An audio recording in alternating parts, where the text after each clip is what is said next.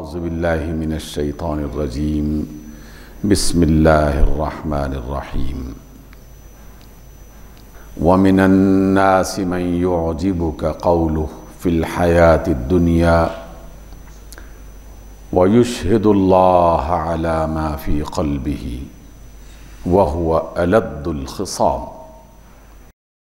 وَإِذَا تَوَلَّى سَعَى فِي الْأَرْضِ لِيُفْسِدَ فِيهَا وَيُهْلِكَ الْحَرْثَ وَالنَّسْلَ وَاللَّهُ لَا يُحِبُّ الْفَسَادَ۔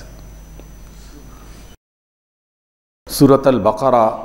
اس کی آیت نمبر 204 سے ہم نے آج کی گفتگو کا آغاز کرنا ہے۔ ہماری زندگی کے مختلف معاملات کو اللہ چونکہ پہلے سے جانتا ہے، اس لیے ہماری مختلف کیفیات کو بیان بھی کرتا ہے اور اس کا حل بھی بتاتا ہے۔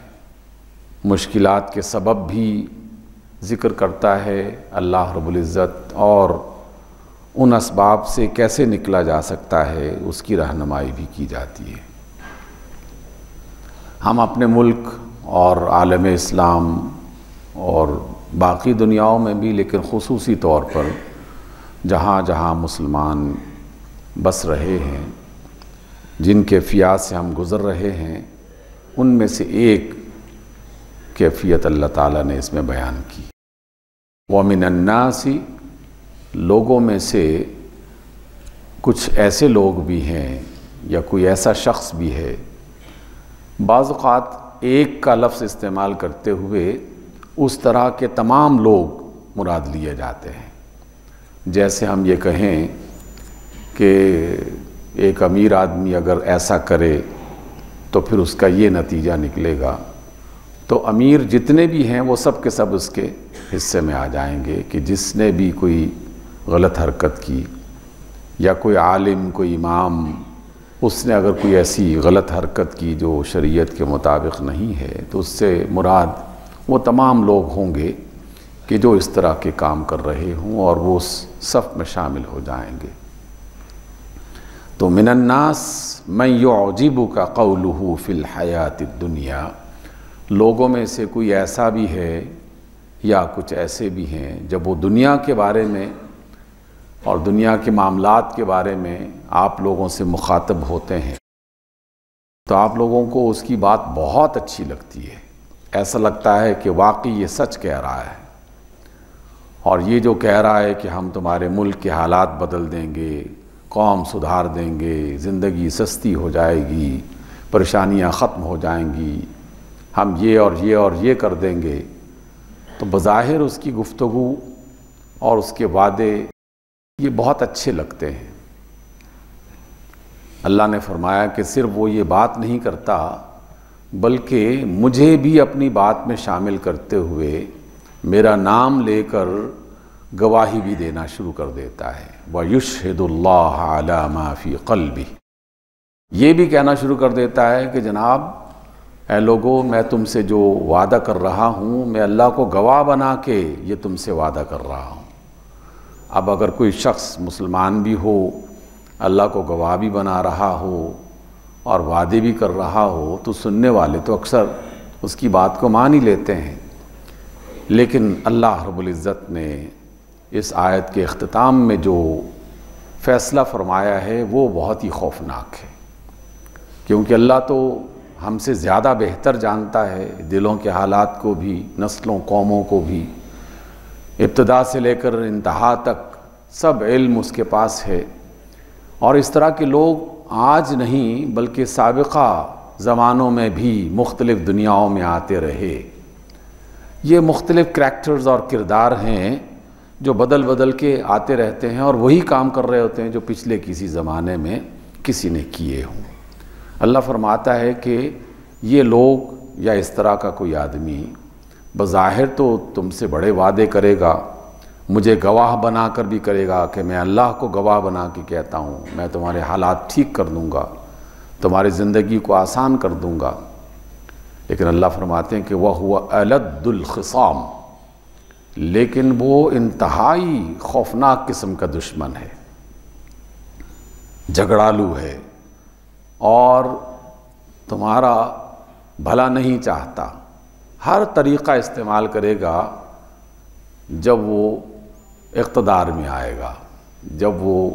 قوت میں آئے گا، جب اس کے پاس اختیار ہو جائیں گے، یا جب وہ کسی مجلس میں یہ بات کر کے اپنے گھر میں واپس لوٹے گا، اپنی مجالس میں جائے گا، اپنے دوستوں میں جائے گا، تو پھر وہ کیا کرے گا؟ وَإِذَا تَوَلَّى سَعَىٰ فِي الْأَرْضِ لِيُفْسِدَ فِيهَا، جب وہ واپس جائے گا، اس لفظ کا ایک معنی یہ کیا گیا ہے وَإِذَا تَوَلَّى، اور دوسرا اس کا ایک معنی کیا گیا کہ جب اسے اختیار اور اقتدار مل جائے گا، اور یہ دونوں معنی عربی زبان کے اعتبار سے درست ہیں۔ جب اسے اختیار مل جائے گا، یا جب وہ سر عام مجلس میں جو بات اس نے کہی، اور جب وہ اپنے دوستوں میں جائے گا، اپنے چاہنے والوں میں جائے گا، تو وہاں وہ کیا کرے گا؟ سعیٰ فی الارض لیفسد فیہا، اس کی زمین پر ساری بھاگ دوڑ فساد مچانے کے لیے شروع ہو جائے گی۔ اور فساد مچانے سے مراد یہ نہیں ہے کہ وہ چاروں طرف اپنے لشکر بھیج دے گا، انسانوں کو قتل کرنا شروع کر دیں گے، یہ بھی ہو سکتا ہے، اور بعض زمانوں میں ایسا ہوا بھی، لیکن فساد کی بے شمار شکلیں ہیں جو ہم آج دیکھ رہے ہیں، اور اللہ نے اس آیت میں باقی چیزیں جو بتائی ہیں فرمایا کہ سعیٰ فی الارض لیفسد فیہا، وہ زمین میں بھاگ دوڑ کر رہا ہوگا تاکہ اس میں فساد پیدا کرے، خرابی پیدا کرے۔ وَيُهْلِكَ الْحَرْثَ وَالنَّسْلَ، اور وہ کھیتیوں کو اور نسل کو تباہ کرنے میں، ہلاک کرنے میں مصروف ہو جائے گا۔ تلاش کرنا چاہیں تو آرام سے بات سمجھ میں آ جاتی ہے کہ اعلان ہوتا ہے کہ ہم تمہارے لیے آسانیاں پیدا کریں گے، زندگی بہتر ہو جائے گی، ملک کو ہم ترقی کی طرف لے جائیں گے، اور اسی شب کو خبرنامے میں اعلان ہوتا ہے کہ گیس 13 روپے بڑھ گئی ہے، پیٹرول 5 روپے بڑھ گیا ہے، تیل اس کی قیمت یہ ہو گئی ہے، دواؤں کی قیمتیں ہم نے بڑھا دی ہیں، کرائے بڑھ گئے ہیں، تعلیم مشکل ہو گئی ہے، جو ہم ہر روز سن رہے ہیں۔ ایک زمانہ تھا ہمارے جوانی اور اس سے چھوٹے والے حصے میں کہ جب بھی کوئی اس طرح کی بات ہوتی تھی تو 3 4 6 مہینے سال کے بعد جب کبھی بجٹ آتا تو اس کے آس پاس لوگ جو ہے وہ پریشان ہوا کرتے تھے، یار بجٹ آنے والا ہے، مہنگائی ہو جائے گی، اور اخبارات میں بجٹ کے دوسرے دن ایک فہرست چھپتی تھی کہ فلاں فلاں چیزیں پہلے اس قیمت میں تھیں اور اب اس قیمت میں مل رہی ہیں، اور اب تو اس کا بالکل حوالہ ہی ختم ہو گیا ہے۔ کسی بھی خبر میں اچانک پتہ چلتا ہے کہ کل یہ تھا اور آج یہ ہو گیا، اور پھر وہ ایک چیز جو ہے وہ ایک چیز نہیں ہے بلکہ اس کے ساتھ جڑی ہوئی تمام چیزیں خود بخود انسانوں کی زندگی مشکل سے مشکل ترین ہو جاتی ہے۔ اسی کو فساد کہتے ہیں، زندگی مشکل سے مشکل ترین ہو جاتی ہے۔ جو لوگ نسبتاً کھاتے پیتے ہیں یا متوسط سے بھی ذرا بہتر حالت میں ہیں، وہ بھی اس مشکل میں پڑ گئے ہیں اس میں، لیکن جو اس سے نچلے والا طبقہ ہے، وہ جو ہم کہا کرتے تھے کہ ان کا تو ایک دن کا کھانا مشکل ہو گیا ہے، دوا دارو مشکل ہو گیا ہے، جینا مشکل ہو گیا ہے، گھر سے دفتر یا گھر سے کام کے جگہ پر پہنچنا اور واپس جانا یہ مشکل ہو گیا ہے، تعلیم میں اپنے بچوں کو داخل کروانا یہ مشکل ہو گیا ہے۔ یہی ہے فساد فی الارض، زمین میں فساد مچاتے ہیں، شروع کر دیتے ہیں، اور اس سے پہلے وہ لوگوں سے یہ کہہ رہے ہوتے ہیں کہ جناب ہم اللہ کو گواہ بنا کے یہ کہتے ہیں کہ ہم تمہارے حالات یہ کر دیں گے، ہم تمہارے خیر خواہ ہیں۔ تو اللہ تعالیٰ فرماتے ہیں واللہ لا يحب الفساد، کیسے عجیب لوگ ہیں، میرا نام بھی لیتے ہیں، میرا ذکر کر کے اس طرح کے بیانات بھی جاری کرتے ہیں، اور زمین میں فساد مچا رہے ہیں، خرابیاں پیدا کر رہے ہیں، لوگوں کی زندگی اجیرن کر رہے ہیں۔ واللہ لا يحب الفساد، اللہ تو فساد نہیں پسند کرتا۔ تو جب اللہ فساد نہیں پسند کرتا تو فساد کرنے والوں کو کیسے پسند کر سکتا ہے؟ یقیناً وہ ان کو بھی پسند نہیں کرتا۔ پھر اللہ تعالیٰ نے اس سے اگلا مرحلہ ہمیں بتایا اور کہا کہ اگر آپ کسی فرد کو دیکھیں کہ وہ دنیا میں رہنے والے انسانوں کے لیے، اللہ کی مخلوقات کے لیے مشکلیں بنا رہا ہے، مصیبتیں کھڑی کر رہا ہے، اور آپ اسے سمجھانے کے لیے اس کے پاس جائیں اور کہیں اتق اللہ۔ اتق اللہ کا ہم اپنی زبان میں جو ترجمہ کرتے ہیں وہ یہ ہے کہ کچھ تو اللہ کا خوف کرو، یہ کیا کر رہے ہو، تمہارے پاس یہ اختیار ہے، تمہیں تو لوگوں کے لیے آسانیاں پیدا کرنی چاہیے۔ تو عرب دنیا میں اتق اللہ کہا جاتا ہے، یعنی خدا کا کچھ تو خوف کرو۔ لیکن جیسے ہی کوئی شخص اسے کہتا ہے کہ خدا کا خوف کرو، اللہ کا تقوی اختیار کرو، تو پھر اس کی طرف سے کیا ملتا ہے؟ اخذتہ العزۃ بالاسم، اسے اپنا رتبہ، اپنا مقام، اپنی دولت، اپنے اختیار، یہ اس کے اندر ایک گھمنڈ پیدا کر دیتا ہے، غرور پیدا کر دیتا ہے، اور کہتا ہے اچھا مجھے سمجھا رہے ہو، جانتے نہیں ہو میں کون ہوں۔ اس کے اندر کا غرور اس خرابی پر اسے مزید مضبوط کر دیتا ہے۔ اخذتہ العزۃ بالاسم، وہ اس گناہ، اس خرابی، اس بربادی میں مزید آگے بڑھنا شروع کر دیتا ہے، ایک کے بعد دوسرا قدم، دوسرے کے بعد تیسرا قدم۔ تو اس حال میں جب کوئی شخص پہنچتا ہے، پھر اس کے بارے میں صرف انا للہ پڑھ لیا جائے کافی ہے، کیونکہ وہ سنبھلنے کا ارادہ نہیں رکھتا۔ ہر عقل مند انسان جب اس سے کوئی غلطی ہو جائے، کوئی خرابی پیدا ہو جائے، اور کوئی سمجھانے والا اسے سمجھائے کہ بھائی یہ اچھا نہیں ہے، تو وہ فوراً اس پر غور کرتا ہے، سمجھانے والے کا شکریہ ادا کرتا ہے، اور پھر اپنی اس روش کو بدلتا ہے۔ ہم نے کئی بار اس کا ذکر کیا۔ عمر بن خطاب خلیفہ بنے، اور ان کے ایک دوست حذیفہ رسول اللہ صلی اللہ علیہ وسلم کے بہت ہی عظیم صحابہ میں سے ایک تھے۔ اللہ کے رسول انہیں رازدار رسول کے حوالے سے متعارف کرواتے تھے، یا لوگ ان کے بارے میں کہ اللہ کے رسول جو خاص راز کی باتیں ہیں وہ حذیفہ سے بیان کرتے ہیں۔ حذیفہ عمر بن خطاب سے ملنے کے لیے گئے، کیا دیکھتے ہیں کہ سر جھکا کے پریشان حالت میں بیٹھے ہوئے ہیں۔ حذیفہ نے پوچھا عمر کیا ہوا؟ تو عمر خلیفہ امیر المومنین اس طرح کے ہونے چاہیے، وہ کہتے ہیں کہ آپ جانتے ہیں حذیفہ میری طبیعت میں سختی ہے، میں ذرا غصے والا آدمی ہوں،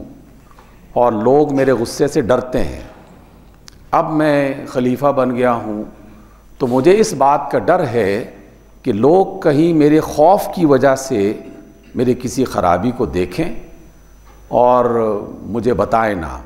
کہ یار اس سے بات کریں گے تو پتہ نہیں یہ کیا کہے، مصیبت کوئی آ جائے گی، مشکل آ جائے گی۔ مجھے اس بات کا خوف ہے کہ مجھ سے غلطی ہوگی، اور ظاہر ہے کہ انسان ہے تو غلطی تو ہوگی، تو میں تو چاہتا ہوں کہ کوئی مجھے بتانے والا بتائے کہ جناب یہ کام نہیں ہونا چاہیے، یا اس کو یوں کر لینا چاہیے، تاکہ میں اپنی اصلاح کر لوں۔ تو مجھے تو اس بات کا ڈر ستا رہا ہے کہ اگر میرے مزاج کی گرمی اور سختی کی وجہ سے لوگوں نے مجھے سمجھانا چھوڑ دیا، بتانا چھوڑ دیا، تو یہ تو بہت بڑی خرابی ہے۔ حذیفہ حالانکہ دوست تھے ان کے، کھڑے ہوتے ہیں اور تلوار نکال کے عمر بن خطاب سے کہتے ہیں، خلیفہ سے کہتے ہیں کہ جناب فکر نہ کرو، ذرا بھی ادھر ادھر ہوئے نا تو اس تلوار سے ہم تمہیں سیدھا کر دیں گے۔ اور عمر نے حذیفہ کی بات سنی اور کھڑے ہو کے انہیں گلے لگا لیا، شکریہ ادا کیا، اور کہا کہ اللہ کا شکر ہے جس نے مجھے ایسے دوست عطا کر رکھے ہیں کہ عمر جب کبھی ٹیڑھا ہو جائے تو وہ اس کو سیدھا کرنے کے لیے تیار رہتے ہیں۔ عقل مند انسان تو ایسا ہونا چاہیے کہ جس سے کوئی غلطی ہو، کوئی خرابی ہو، کوئی فیصلہ غلط کر لیا اس نے، تو اگر سمجھانے والا کوئی اسے سمجھا رہا ہے کہ یہ مت کرو، تو اسے تو اس کا شکر گزار ہونا چاہیے، کیونکہ دنیا میں اس کی عزت میں اضافہ ہوگا اور آخرت میں اللہ تعالیٰ کے عذاب سے بچے گا۔ لیکن یہ والا شخص جو ہے، جس کے دل میں بیماری ہے، جو غرور اور تکبر کا مارا ہوا ہے، جس کے ذہن میں یہ ہے کہ میرے پاس اختیار اور طاقت ہے، میں دنیا میں جو بھی چاہوں کر سکتا ہوں، تو اللہ تعالیٰ نے اس کا منظر پیش کیا ہے۔ اخذتہ العزۃ بالاسم، تو اس کی عزت، اس کا مقام، اس کا مرتبہ اسے گناہ پر مزید مضبوط کر دیتا ہے۔ فَحَسْبُهُ جَهَنَّمْ، اللہ فرماتے ہیں اسے بتا دیں ایسے شخص کو کہ اس کا ٹھکانہ جہنم ہے۔ وَلَبِئْسَ الْمِہَادُ، اور بہت ہی برا ٹھکانہ ہے اس کے لیے جہنم کافی ہے ہماری طرف سے، کیونکہ اصل بادشاہ تو وہی ہے نا جو کائنات کے اوپر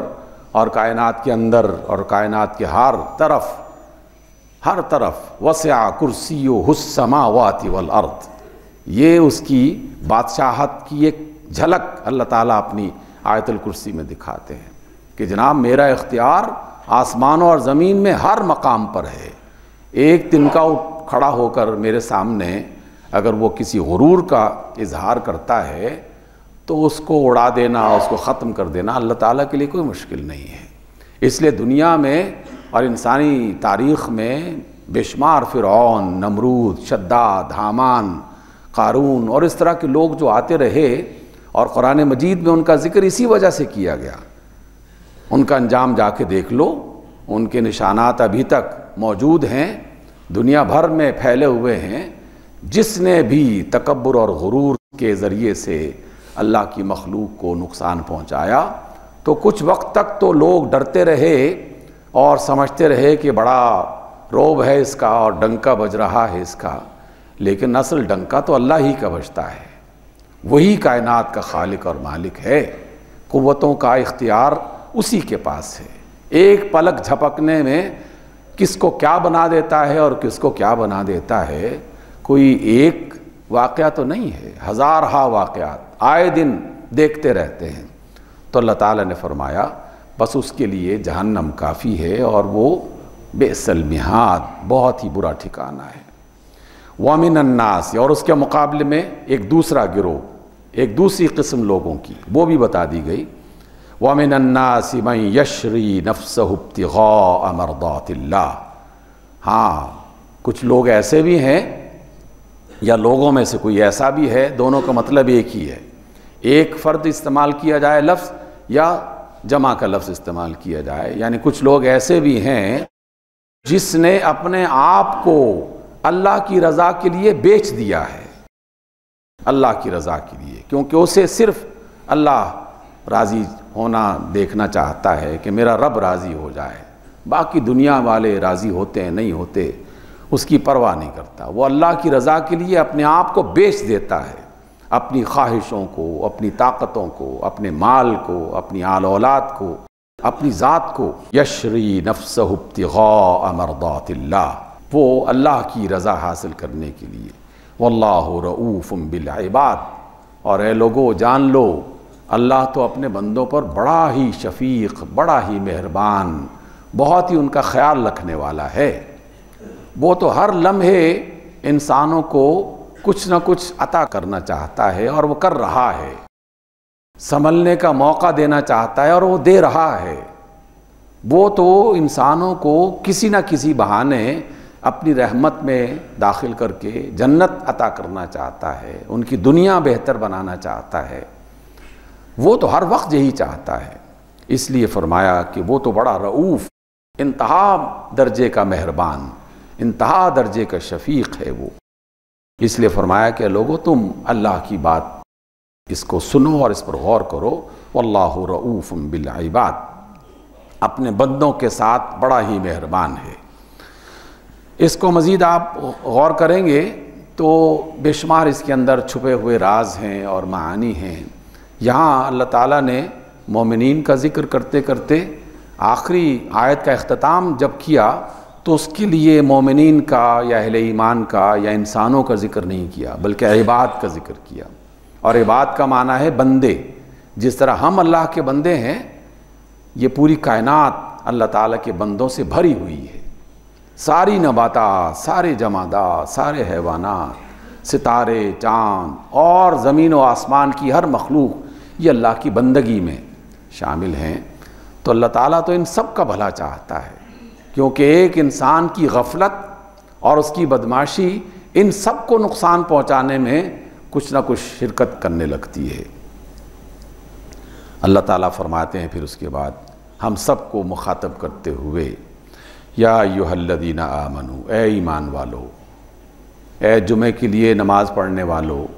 اے اپنے گھروں میں اللہ کا ذکر کرنے والو، اے ایمان کا دعویٰ کرنے والو، یا ایھا الذین آمنوا ادخلوا فی السلم کافہ، اے لوگو اسلام میں پورے کے پورے داخل ہو جاؤ۔ ایسا نہیں ہے کہ اسلام کی کچھ باتیں ہم نے مان لی اور کچھ باتیں نہیں مانی، نماز پڑھ لی، رشوت نہیں چھوڑی، اور بے شمار اس طرح کی خرابیاں جن کا ذکر ہم بار بار کرتے رہتے ہیں، اور اس کا ذکر صرف اس وجہ سے کہتے ہیں کہ یہ بیماریاں موجود ہیں، تو جب تک موجود ہو تو پھر تو اس کا ذکر ہوتا ہی ہے۔ کوئی شخص کینسر کا شکار ہو جائے، بیمار پڑ جائے، تو جب بھی اس کے دوست احباب اس سے ملیں گے تو اس کے دیگر احوال کے ساتھ ساتھ یہ لازماً پوچھیں گے کہ بھائی کینسر کا کیا معاملہ، کہاں تک پہنچے، کس حد تک علاج ہو گیا، ڈاکٹرز کیا کہتے ہیں۔ ان کی گفتگو کا محور وہ بیماری ہو جاتی ہے جس میں وہ مبتلا ہے۔ ہماری قوم جن بیماریوں میں مبتلا ہے تو اس وجہ سے ہم ان بیماریوں کا ذکر کر رہے ہیں۔ ختم ہو جائے گی تو نہیں کریں گے، لیکن ابھی تک تو ختم نہیں ہو رہی، تو اس لیے ان کا ذکر اللہ تعالیٰ فرماتے ہیں کہ لوگوں اسلام میں پورے کے پورے داخل ہو جاؤ۔ بہت بڑی خرابی جس کا تذکرہ بھی ہم نے بارہا کیا، اللہ کے نزدیک بہت بڑی خرابی، وہ یہ ہے کہ اللہ کے بندوں کو اذیت پہنچائی جائے، اللہ کے بندوں کا حق مارا جائے، اللہ کے بندوں کو تکلیف پہنچائی جائے۔ یہ اللہ تعالیٰ کے نزدیک بڑے گناہوں میں، یقیناً آپ نے وہ حدیث سن رکھی ہے، تازہ کر لیجئے۔ رسول اللہ صلی اللہ علیہ وسلم نے یہ فرمایا کہ اللہ تعالیٰ نے مجھ سے یہ کہا ہے، اللہ تعالیٰ نے مجھ سے کہا ہے، اے رسولوں کے بھائی، اے خبردار کرنے والوں کے بھائی، جائیں اور اپنی قوم کو خبردار کریں کہ جو شخص بھی میری مسجدوں میں سے کسی مسجد میں آئے تو اسے چاہیے کہ اس کا ہاتھ صاف ہو، اس کی زبان سچی ہو، اس کا دل پاک ہو، اور اس نے کسی کا حق نہ مارا ہو۔ اس کا ہاتھ صاف ہو، اس کی زبان سچی ہو، اس کا دل پاک ہو، اور اس نے کسی کا حق نہ مارا ہو۔ پھر رسول اللہ فرماتے ہیں کہ اللہ تعالیٰ نے یہ فرمایا کہ آپ ان کو بتا دیجئے، خبردار کیجئے کہ جس نے کسی کا حق مارا، کسی پر ظلم کیا، تو جب تک وہ نماز پڑھتا رہے گا میں اس پر لعنت بھیجتا رہوں گا۔ اس لیے اللہ نے یہ بات اس انداز میں، تو مجھے بڑی حیرت ہوتی ہے کہ اپنے ملک کا ستیہ ناش کر کے عمرے پہ چلے جاتے ہیں اور ٹی وی پہ تصویریں آنا شروع ہو جاتی ہیں کہ جناب خانہ کعبہ میں داخل ہو رہے ہیں، لعنتیں لے کر اپنے دامن میں اور اپنے سر پہ اللہ کی طرف سے عذاب کا بوجھ لے کر خوش ہوتے ہیں کہ ہم نے اللہ کو راضی کر دیا۔ اللہ کی مخلوق کو اذیتیں پہنچا کر یہ دعویٰ کرتے ہیں کہ ہماری نمازیں قبول ہو گئیں اور ہماری عبادات اللہ تعالیٰ کے ہاں قبول ہو گئیں اور ہم اتنے بڑے درجے پر پہنچ گئے۔ اللہ کے رسول جو بتا رہے ہیں وہ بات سچی ہے یا باقی لوگ جو بتا رہے ہیں وہ بات سچی ہے؟ رسول اللہ کی بات سچی ہے، اور بالکل یہی بات ایک سے زیادہ صحابہ نے مختلف موقعوں پر بیان فرمائی۔ کوئی 7-8 حدیث کی کتابیں ہیں مستند جس میں اس بات کو مختلف انداز میں بیان کیا گیا۔ تو اس لیے نماز پڑھنا عبادت ہے، کوئی شک نہیں اس میں، لیکن یہ نماز قبول کس کی ہوگی اس کے لیے ایک بنیادی نقطہ یہ بتایا گیا ہے کہ کم از کم تم میرے بندوں کو اور میری مخلوقات کو نقصان پہنچا کے مت آؤ۔ پھر نماز میں تسبیح پوری نہیں پڑھی گئی، نماز میں جلدی سے اس کو ادا کر لیا، پوری رکعتیں نہیں ادا کر سکا، جیسی تیسی تھی نماز ادا کر لی، اللہ اس نماز کو قبول کر لے گا۔ لیکن جس نے کسی کا حق مارا، کسی انسان پر ظلم کیا، اور ظلم کے ساتھ وہ اللہ کی بارگاہ میں آ کے اس کا ذکر کرنے لگتا ہے، تو اللہ تعالیٰ نے خود فرمایا ہے، رسول اللہ صلی اللہ علیہ وسلم کے ذریعے سے بتایا ہے کہ میں اس کے ذکر اور اس کی عبادت کے دوران رحمت بھیجنے کے بجائے میں اس کے لیے لعنت کا فیصلہ کر رہا ہوں اور میں لعنت بھیجتا رہوں گا۔